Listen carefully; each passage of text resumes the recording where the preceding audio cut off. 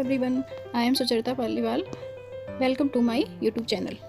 Last video में हमने इस चैप्टर को पढ़ा था, तो अब हम नेक्स्ट हेडिंग हमारी आती है नेशनल डेवलपमेंट। ये क्लास 10th का चैप्टर 1 है इकोनॉमिक्स का। तो हम वीडियो स्टार्ट करते हैं। तो पहले हमने देखा यहाँ पे, इससे पहले हमने पढ़ चुके हैं कि सभी लोगों के जो गोल्स होते हैं वो डिफरेंट गोल्स होते हैं, है ना। तो then their notion and national development and also likely to be different. तो सभी के जो डिफरेंट गोल्स जो हैं वो डिफरेंट होते हैं, और सभी लोग जो हैं नेशनल डेवलपमेंट को भी अलग डिफरेंट तरीके से देखते हैं। तो इसी के बारे में हम यहाँ पे नेशनल डेवलपमेंट हेडिंग में डिस्कस करेंगे, और ये भी जानेंगे किस कंट्री का नेशनल डेवलपमेंट कैसे नापा जाता है, किस तरह से हम पता करते हैं कि जो कंट्री है ये डेवलप्ड कंट्री है या डेवलपिंग कंट्री है ना। तो इसको समझने के लिए आप अपनी क्लास में, जो आपकी क्लास में बहुत सारे डिफरेंट स्टूडेंट्स होते हैं, है ना, अलग, तो उनके जो आंसर्स होंगे वो भी कुछ क्वेश्चन पूछेंगे तो उनके आंसर भी अलग अलग होंगे। There many different answers and do not to be sure any of these. तो मतलब कोई भी बात अगर हम कुछ पूछेंगे, किसी के जैसे कि किसी का कोई गोल्स होता है, किसी बच्चे का कुछ गोल्स होता है, तो ऐसे ही कंट्री में किसी पर्सन को कुछ चाहिए, उसका गोल्स होता है कि मैं बहुत, अगर जैसे जिसकी इनकम कम है वो क्या चाहेगा कि उसकी इनकम बढ़ जाए। जिसकी बहुत सी कंट्री पीपल चाहेंगे कि हमारी कंट्री जो है वो डेवलप हो जाए, अच्छे लोगों के पास घर हो, मतलब सभी के पास अपनी ज़रूरतों के खरीदने के लिए पैसे हों। और जिसके पास अच्छा घर नहीं वो चाहेगा कि मेरा अच्छा सा घर हो जाए, मकान हो जाए, है ना। तो इसी तरह सभी के जो गोल्स होते हैं वो अलग अलग होते हैं। It is very important to keep in mind that different person could have different as well as conflicting notion of a countries development. तो इसका मतलब यही हुआ कि कंट्री में जो डिफरेंट पर्सन हैं उनके गोल्स भी डिफरेंट होते हैं, और सभी लोग जो हैं उनको देखने का जो तरीका होता है कि कंट्रीज का जो डेवलपमेंट हो रहा है या नहीं, सभी को अपने अपने अलग अलग तरीके, मतलब अलग अलग नज़रिया होता है उसको देखने का। However can all the ideas we considered equally important, और if the conflict how does one decide.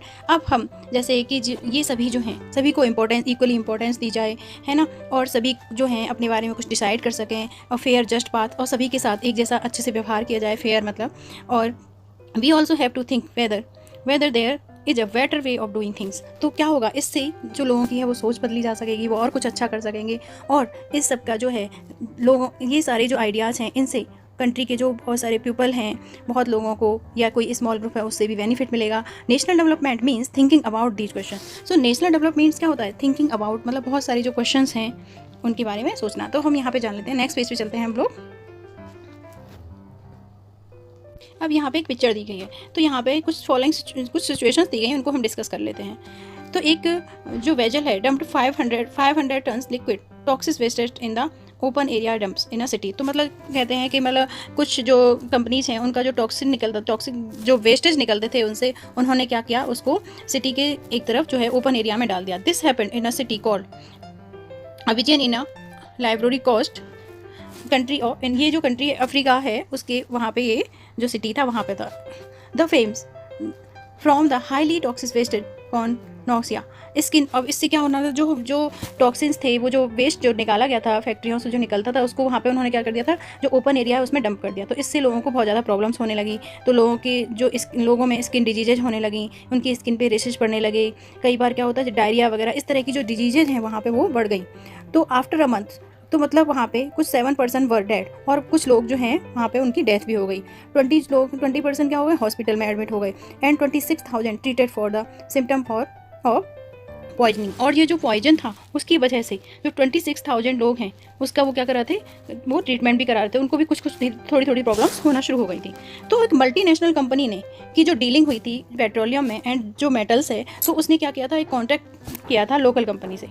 तो इसकी वजह से जो टॉक्सिक वेस्ट है उन्होंने क्या किया, एक जो पूरा का पूरा शिप था वो वहाँ पे जो शिप है वो, उसकी वजह से जो शिप है वो उसने ना वहाँ पे गिरा दिया था सारा का सारा सामान, जो टॉक्सिक वेस्ट है उसकी वजह से यहाँ पे जो पॉइजनिंग है वो फैलने लग गया था। ठीक है, अब यहाँ पे एक एक्टिविटी दी गई है, उसमें क्या क्या है, बहुत सी जो डेवलपमेंट कंट्री हैं कैन बी वेराइटी और अलग अलग कॉन्फ्लिक्ट होते हैं, और सर्टनली कैन बी डिफरेंट। अब सभी में जो डेवलपिंग के जो डिफरेंसेस देखने को मिल जाते हैं। अगर आपने चाहा कि कोई किसी का गोल्स कुछ होता है, किसी का कुछ, आपके लिए कोई चीज़ बेनिफिट हो सकती है तो दूसरे के लिए वो नुकसानदायक भी हो सकती है। उसको कोई चीज़ अच्छी है तो आपको हो सकता है उससे कोई नुकसान हो। तो डिफरेंट पर्सन के जो गोल होते हैं वो अलग अलग होते हैं, क्योंकि जो अलग अलग पर्सन होते हैं उनके सोचने समझने का जो नज़रिया है वो भी अलग अलग होता है। तो अब आपने देखा होगा, you may be talking to different persons और you may find it from the newspapers and television के थ्रू आप लोगों को न्यूज़ जो है वो मिलती रहती है।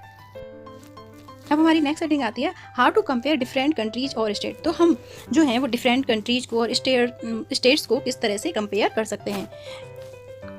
You might ask development can mean different things. अब आप लोगों ने ये तो जान लिया कि डेवलपमेंट मीन्स क्या होता है, डिफरेंट थिंग्स मतलब अलग अलग चीज़ें।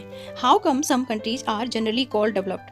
अब हम कैसे ये जानेंगे कि कुछ कंट्रीज हैं वो डेवलप्ड हैं या अंडर डेवलप्ड हैं। Before we come to this let us consider another question. अब हम इस क्वेश्चन को जानने के लिए कुछ वहाँ पे जो कुछ चीज़ें हैं उनको क्लियर कर लेते हैं। When we compare different things they could have similarities. अब हमने ये अगर हम कंपेयर करें कि जो डिफरेंट थिंग्स होती हैं, अब कुछ उसमें सिमिलरिटीज़ भी पाई जाती हैं, जैसे कुछ डिफरेंसेस भी सेम भी हो सकते हैं। Which aspect do be use to compare them. अब हम इनसे एक दूसरे को उनको किस तरह से कंपेयर करेंगे।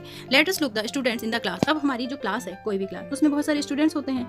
How do we compare different students. तो हम डिफरेंट स्टूडेंट्स को एक दूसरे के साथ कैसे कंपेयर कर सकते हैं।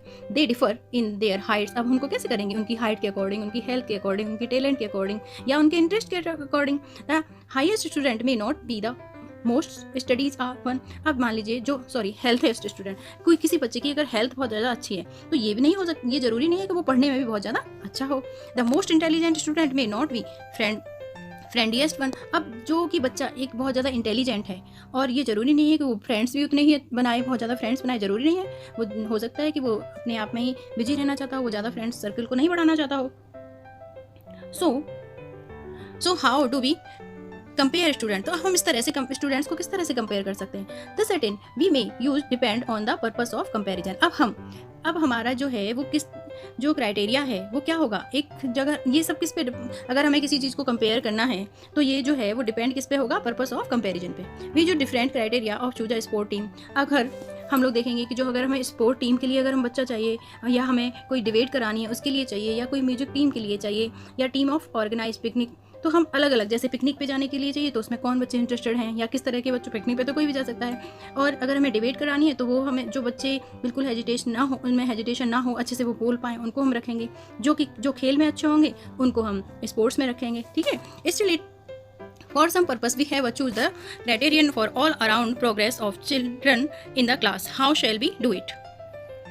तो हम लोगों ने ये जान लिया कि अगर हम कोई इंपॉर्टेंट कैरेक्टराइज है या कोई भी पर्सन है उसको किस तरह से कंपेयर करेंगे कि उसमें क्या अच्छी क्वालिटी है, क्या उसकी विशेषता है, उसके अकॉर्डिंग ही हम उसको लेंगे। Of course there can be differences about what are important characterise that should from the basis of comparison, friend lines, spirit of cooperation, creativity of marks को सिक्योर्ड, है ना। तो सभी को हम अलग अलग उसके कैरेक्टर के बेस पे हम लोग क्या करेंगे, उसको चूज करेंगे।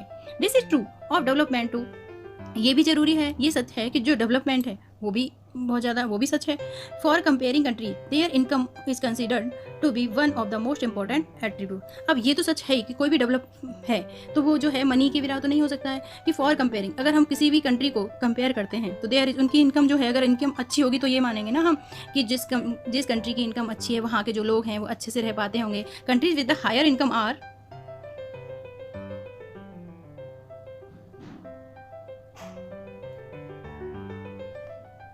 मोर develop than other with less income. जो जिस कंट्री की इनकम जो है वो अच्छी होगी, हायर होगी, वो किसी जो लेस इनकम कंट्री है उसके कंपेयर में वो ज़्यादा डेवलप्ड होगा। This is based on the understanding that more income means more of all things that human being needs. अब जैसे मान लीजिए इसका क्या हो गया कि जब लोगों की इनकम अच्छी होगी, कंट्री की इनकम अच्छी होगी, तो क्या होगा कि जो ह्यूमंस की नीड्स हैं वो भी अच्छे से पूरी हो पाएंगी। तो पैसे के बिना तो ये सब संभव है ही नहीं। वॉट एवर पीपल लाइक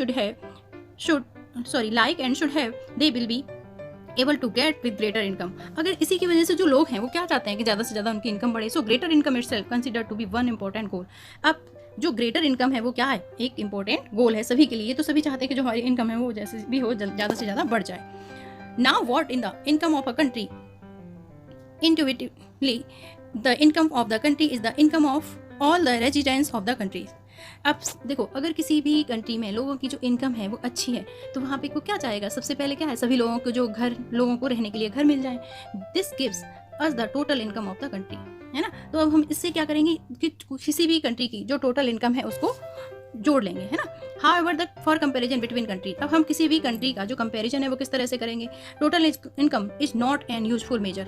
जो टोटल इनकम है, जैसे अब किसी की भी कंट्री की इनकम को जानने के लिए कि ये कंट्री डेवलप है या नहीं है, तो हम क्या करते थे कि उसकी टोटल इनकम को पूरी कंट्री को जोड़ देते थे। अगर मान लीजिए किसी कंट्री की जो टोटल इनकम है वो मान लीजिए 100 है, ठीक है, और वहाँ पे जो रहने वाले लोग हैं ना, पॉपुलेशन भी वहाँ की 100 है, तो हमें लग रहा होगा कि अरे सही तो है, सभी की जो मतलब इक्वल है। अगर किसी कंट्री में जो कंट्री की जो इनकम है वो तो 100 है, ठीक है, लेकिन वहाँ पे जो रहने वाले लोग हैं वो कितने हैं, पॉपुलेशन 10 है, तो एक नज़रिए से तो ये कंट्री, लेकिन ये वाला जो कंट्री है वो ज़्यादा डेवलप माना जाएगा ना, है ना, ये डेवलप्ड कंट्री माना जाएगा, और ये डेवलप्ड कंट्री, ये वाला जो है वो डेवलप्ड कंट्री नहीं माना जाएगा, ये वाला जो कंट्री है वो डेवलप्ड कंट्री माना जाएगा। ओके, अब जो since countries have different population, अब जैसे मान लीजिए यहाँ पे इन्होंने ये तो यूज़ कर लिया कि किसी भी टोटल इनकम को जोड़ के बता लिया कि ये इस कंट्री की जो टोटल इनकम होती है पूरे साल में वो बहुत ज़्यादा होती है, तो इसकी वजह से इन्होंने इसको डेवलप्ड कंट्री मान लिया। लेकिन कंट्रीज हैव डिफरेंट पॉपुलेशन, अब कंट्री में जो पॉपुलेशन होती है वो भी अलग, उनमें भी देखने को अंतर मिलता है।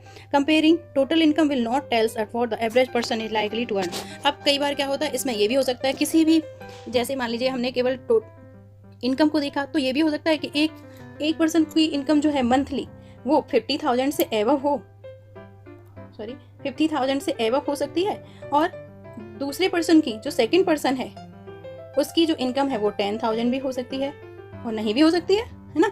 तो क्या इसमें सब जो ये वाला पर्सन है और ये वाला पर्सन है, तो ये जो है ये कंट्री डेवलप्ड माना जाएगा नहीं। और ये भी हो सकता है कुछ लोगों की जो इनकम है वो क्या हो, 0 हो, है ना, और कुछ लोगों की इनकम है इससे भी बहुत ज़्यादा कम हो, 10,000 से, तो वो जो कंट्री है वो डेवलप्ड कंट्री नहीं माना जाएगा।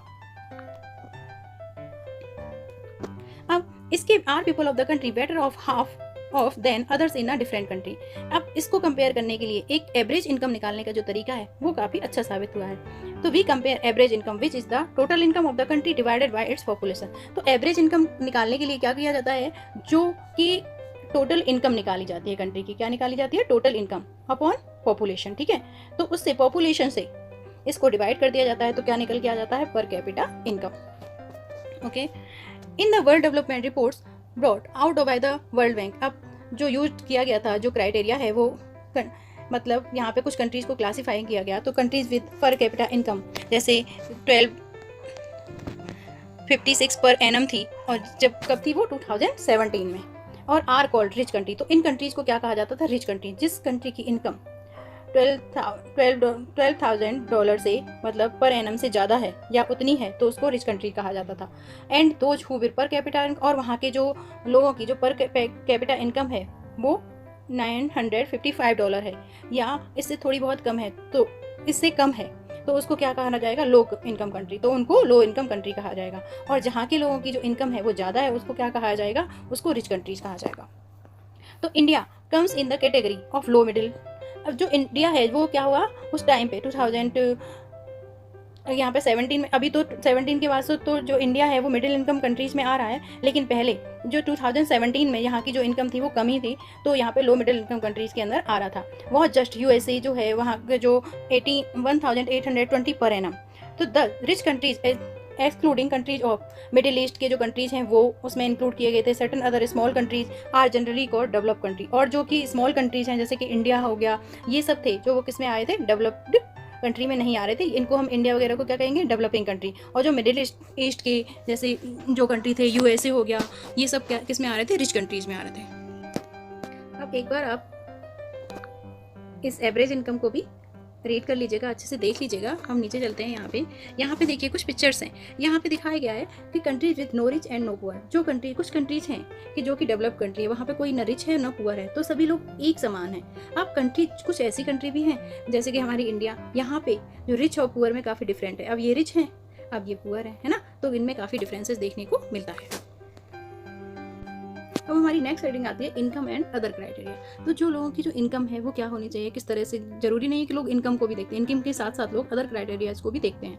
अब जैसे मान लीजिए कि we look individual aspirations of goals. सभी जो लोग हैं वो ज़्यादातर अपनी अलग अलग गोल्स होते हैं, अलग अलग उनकी इच्छाएं होती हैं। वी फाइंड, अब हम लोगों ने ये भी देखा कि नॉट ओनली थिंक, कई बार लोग होते हैं कि ये नहीं चाहते कि हमारी जो इनकम है वो ही बहुत अच्छी हो, इनकम के साथ साथ लोगों के अदर गोल्स भी होते हैं, जैसे सिक्योरिटी हो गया, रेस्पेक्ट फॉर अदर, मतलब उन लोगों की जो अदर लोग हैं वो रेस्पेक्ट करें, है ना, इक्वल ट्रीटमेंट मिले उनको, फ्रीडम मिले, etcetera. In mind similarity when we think a nation of और अ रीजन। अब इनका क्या हो सकता है कि मतलब किसी भी कंट्री में उनको मतलब इक्वल ट्रीटमेंट मिले, लोगों के साथ जो है वो भेदभाव ना हो, वे बिसाइड एवरेज इनकम। तो think the other equality important attributes. तो ये जो है इनकम नेशनल डेवलपमेंट के लिए ये भी बहुत ज़्यादा ज़रूरी है किसी भी कंट्री के, कि वहाँ पे जो लोगों के साथ जो है वो इक्वल ट्रीटमेंट हो, और सभी सबसे ज़्यादा तो ज़रूरी है कि इक्वली इंपॉर्टेंट जो है वो एट्रीब्यूट्स उन लोगों को मिले। इनकम ही जरूरी नहीं है, इनकम के साथ साथ उनको अदर चीज़ें भी मिलनी चाहिए। What could be attributes be? Let us examine this through the example. Table 1.3 दी गई है यहाँ पे, इसमें हम देख सकते हैं। इसमें क्या है, लोगों की पर कैपिटा इनकम दी गई है और उस वहाँ पे कुछ स्टेट्स दिए गए हैं। जैसे हरियाणा है, हरियाणा की लोगों की जो पर कैपिटा इनकम है वो 2015-16 में 1,62,034 थी, है ना। तो ये कब थी? 2015-16 में। और केरला की 1,40,190। और बिहार के लोगों की जो इनकम है, पर कैपिटा इनकम है, वो सबसे ज़्यादा कम दिखाई गई है यहाँ पे। लेकिन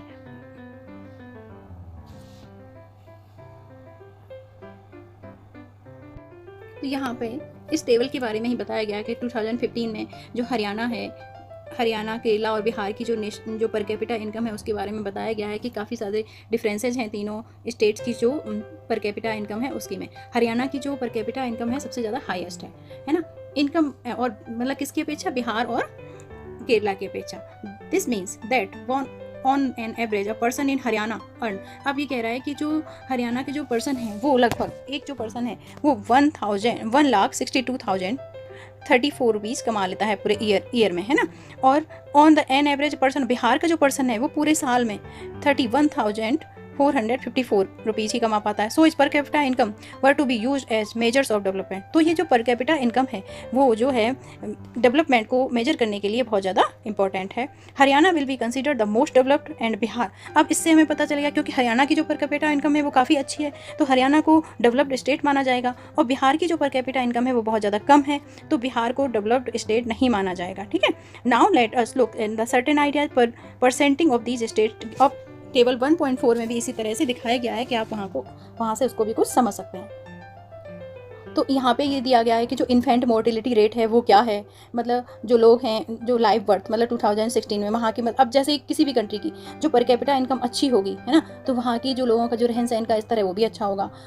और लिटरेसी रेट क्या है ये भी दिखाया गया। लिटरेसी रेट मीन्स मतलब होगा कितने लोग वहाँ पे पढ़े लिखे हुए हैं। इन्फेंट मोर्टिलिटी रेट में क्या हो जाएगा कि कितने जो बच्चे हैं वो 1 साल से मतलब अपने नेक्स्ट बर्थडे तक कितने बच्चे वो जीवित रह सकते हैं, मतलब उन वहाँ पे कई बार क्या होता है कि बच्चों का जो जन्म होता है उसके बाद ही उनकी डेथ हो जाती है। अब नेट अटेंडेंस रेशियो क्या हो जाएगा? 100%। अब इसमें यहाँ पे है कि 14 ईयर्स से मतलब 14 ईयर्स या 15 ईयर्स तक के जो स्टूडेंट्स हैं, जो बच्चे हैं, वो जाके स्कूल में पढ़ते थे कि नहीं, मतलब यहाँ पे 2013 और 14 के उसमें दिया गया है। तो एक बार आप इस टेबल को देख लीजिएगा। जो इन्फेंट मोर्टिलिटी रेट है इसके बारे में दिखाया गया यहाँ पे, sorry IMR indicates the number of children, देखिए दिया हुआ है ना पूरा यहाँ पे, the number of children that die before the age 1 year as the proportion of 1000 live children born in the that particular year। मतलब 1000 में से कितने बच्चे जो हैं वो मतलब डाई हो गए, उनमें से जन्म लिया उनमें से, और मतलब वो नेक्स्ट अपने बर्थडे तक कितने बच्चे जीवित रहे। और लिटरेसी रेट में वही हो जाए कितने जो लोग हैं वो वहाँ के जो लोगों का जो पढ़ाई वाला लिटरेट लोग हैं वो कितने हैं पॉपुलेशन का। और नेट अटेंडेंस रेशियो हो गया 14 या 15 ईयर्स तक के जो बच्चे हैं वो स्कूल में कितने बच्चे आते हैं रेगुलर, या मतलब कितने बच्चे पढ़ाई करने के लिए आते हैं। अब हमारी नेक्स्ट हेडिंग आ जाती है, नेक्स्ट हेडिंग पे जाने से पहले यहाँ पे थोड़ा सा देख लेते हैं इस टेबल के बारे में। यहाँ पे समझाया गया था कि जैसे कि केरला में 1000 चिल्ड्रंस जो बॉर्न हुए और 12 डाइड हो गए कंप्लीटिंग इन 1 ईयर, मतलब 1 साल की एज होने से पहले। बट हरियाणा में the proportion of children dying within 1 year of birth was 36। यहाँ पे क्या हुआ? हरियाणा में 36 डाइड हो गए। Which of the 2 times of more than in Kerala, Kerala से क्या है 2 टाइम ज़्यादा है। On the other hand the per capita income of Haryana is more than. लेकिन यहाँ पे अगर ये भी है कि जो पर कैपिटा इनकम है वो हरियाणा की अच्छी है, लेकिन जो इन्फेंट मोर्टिलिटी रेट है वो कहाँ का ज़्यादा अच्छा है? केरला का ज़्यादा अच्छा है। That the how dear you are the your parents think the how one way the so happy the child. अब सभी जो होते हैं जिसके घर में बच्चे का जन्म होता है तो उसके जो पेरेंट्स हैं वो हैप्पी होते हैं, है ना। और try to think a parents whose children die before they even celebrate their first birthday। अब क्या होता है कि वो जो है बहुत ज़्यादा परेशान हो जाएंगे अगर उनका बच्चा है और उसके फर्स्ट बर्थडे से पहले ही वो जो डाई हो जाए, तो ये बहुत ज़्यादा पेरेंट्स के लिए क्या हो जाएगा? पेनफुल हो जाएगा। Next note the year to which the data पे परटेन्स इट द 2000। अब नेक्स्ट जो है वो 2016 का डाटा दिया हुआ है, not thinking old times, it's the nearly 70 years after independence, मतलब जो इंडिपेंडेंस के 70 ईयर्स के बाद का ही दिया गया है। तो our metro city are full of high rise buildings और शॉपिंग मॉल्स। तो जो एक कोई भी मेट्रो सिटीज़ है वहाँ पे बहुत ज़्यादा बड़ी बड़ी सी बिल्डिंग्स हैं, शॉपिंग मॉल्स हैं, है ना। तो ये सब क्या है, sorry, the problems does not and. जो प्रॉब्लम्स हैं वो कई बार बहुत, उनका जो एंड नहीं हो सकता। इन्फेंट मोर्टेलिटी रेट है, does not and with infant mortality. जो प्रॉब्लम्स हैं उनका जो एंड है वो इन्फेंट मोर्टेलिटी रेट के साथ नहीं हो सकता। द लास्ट कॉलम, जो लास्ट कॉलम है जो टेबल 1.4 का, वो क्या शो करता है, half of the children age 14 years से 15 ईयर्स तक के बच्चे जो बिहार है वहाँ पे क्या है, वो स्कूल अटेंड नहीं करते हैं। वहाँ पे क्लास 8 के बाद जो बच्चे हैं वो स्कूल जाना छोड़ देते हैं। This means that if you went to school in the Bihar, nearly half of your elementary classes would be missing. अब जो ज़्यादा से ज़्यादा बच्चे हैं वहाँ के बिहार के, जो अपनी पढ़ाई है वो क्या हो जाते हैं, बीच में ही, मिड में ही छोड़ देते हैं। Those who could have been in school are not there, it has happen to you, would you able to read what you are reading now. और फिर आगे आप उसके बारे में और भी जानकारी ले सकते हैं। अब हम नेक्स्ट हेडिंग में मिलेंगे। ओके क्लास, ओके स्टूडेंट्स, अब हम नेक्स्ट वीडियो में मिलते हैं। के लिए तब तक के लिए बाय बाय।